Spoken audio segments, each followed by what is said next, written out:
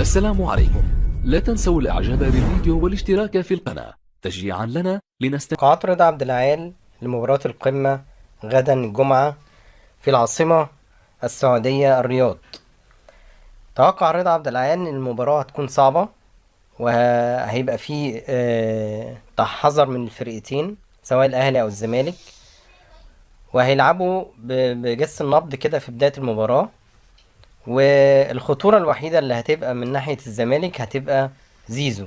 وقال كمان رضا عبد العال ان الاهلي خطورته في النصف الهجومي اكتر من الزمالك، لانه عنده لعيبه طبعا زي بيرسي تاو والشحات وكهربا اذا لعب اساسي، وطبعا امام عاشور.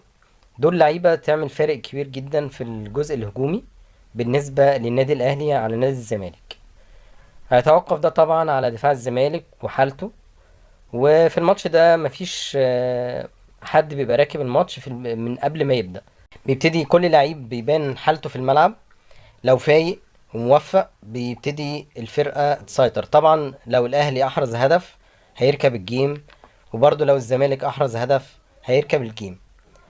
ده بنسبة كبيرة قوي يعني طبعا بالنسبة للمباراة. استكمل رضا عبد العال وقال إن الصفقات الجديدة بتاعت نادي الزمالك ممكن تعمل الفارق، ولكن مش من بداية المباراة. يمكن المرجح مثلا اشتراك طبعا عبد الله السعيد، هو ده اللي ممكن يعمل فرق في البساط وفي السيطرة في وسط الملعب. ده طبعا بدنيا في الأول ممكن يأثر، لكن بعد كده مش هيقدر يواصل اللعب بنفس المجهود، وهيتأثر وسط الزمالك بوجوده. فلازم طبعا مش هيقدر يلعب الماتش كله كامل يعني إلا لو تحمل على نفسه.